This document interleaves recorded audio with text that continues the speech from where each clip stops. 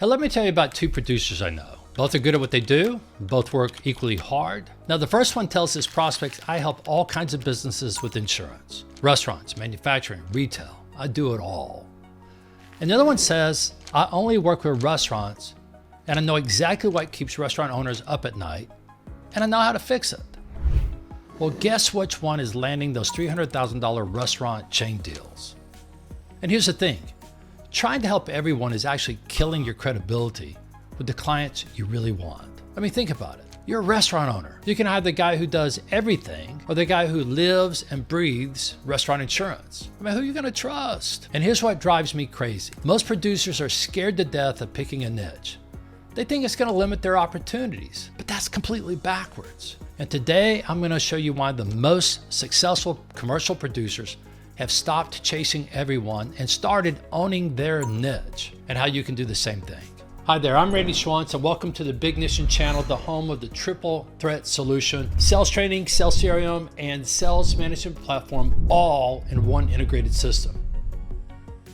Let's talk about the hidden cost of being a generalist. But before I show you how to build that expertise, let me tell you what's really happening when you position yourself as the jack of all trades, kind of a producer. You walk into a manufacturing prospect, they've got complex workers' comp exposures, product liability concerns, supply chain risks, and you start talking about how you help all types of businesses. What they hear is this person doesn't understand my world. And meanwhile, your competitor walks in and says, well, I've worked with 47 manufacturing companies in the last 3 years. Here are the 5 coverage gaps I see repeatedly in your industry, and here's how we fix them. Also, here are the 7 biggest causes of injury, and here's how we help you prevent them.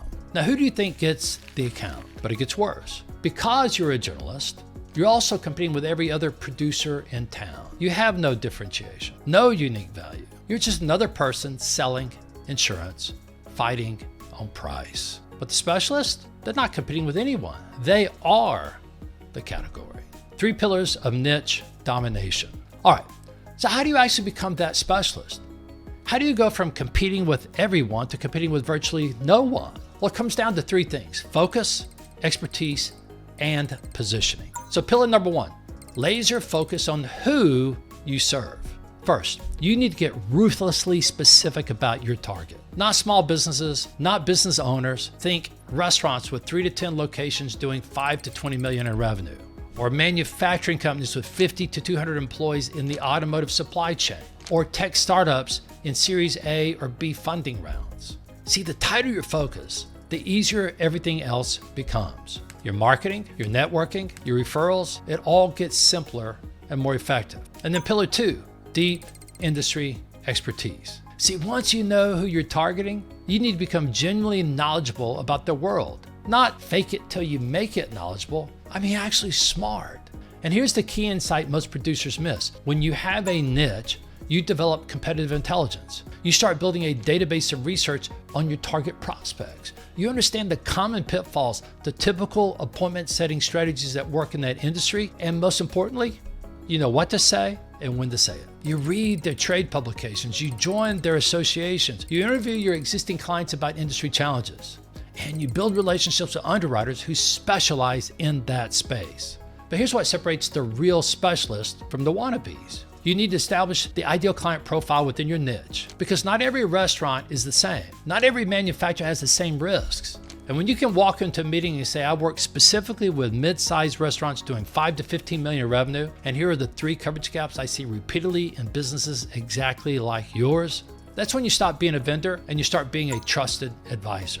And then pillar number 3, strategic market positioning. Finally, you need to make sure everyone in that industry knows that you exist and knows that you're the person to call.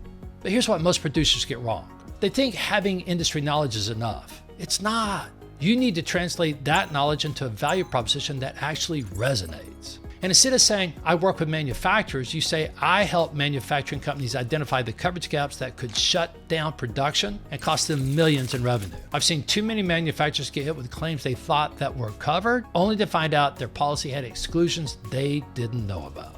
See, this means industry-specific content, speaking at their events, partnering with their consultants and service providers. When someone in your target industry thinks insurance, they should think of you. And here's the real secret. When you become known as the person for a specific industry, you don't just get business in that industry. You get referred to other industries by people who respect your expertise. The restaurant owner you helped refers you to his buddy who owns a construction company. Not because you specialize in construction, but because you demonstrated real expertise and extraordinary professionalism. All right, the 5-step niche implementation plan. You might be thinking, okay, Randy, this all sounds good, great in theory, but how do I actually pick my niche and start positioning myself? Well, here's your roadmap. 5 steps, super simple. Step number 1, look at what you've already got. Pull up your client list. What patterns jump out at you? Which industries do you keep running into? Where do you already have some traction or relationships? Bonus points if the industry is growing rapidly in your market. Then step number 2, narrow it down. Take that list and circle your top 2 or 3 options. Pick the ones that interest you, that you wouldn't mind going deep on. Because this only works if you're willing to care.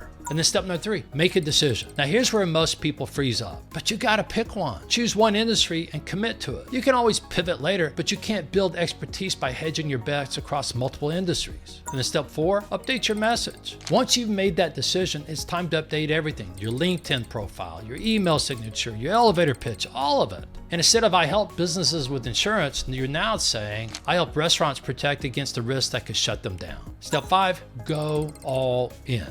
Finally, start learning everything about this industry. Subscribe to their publications, join their associations, follow their leaders. This is your new ongoing education, and it's what separates real specialists from wannabes. And that's it. You're now officially a specialist with a niche. The deep expertise will come with time, but the positioning starts today.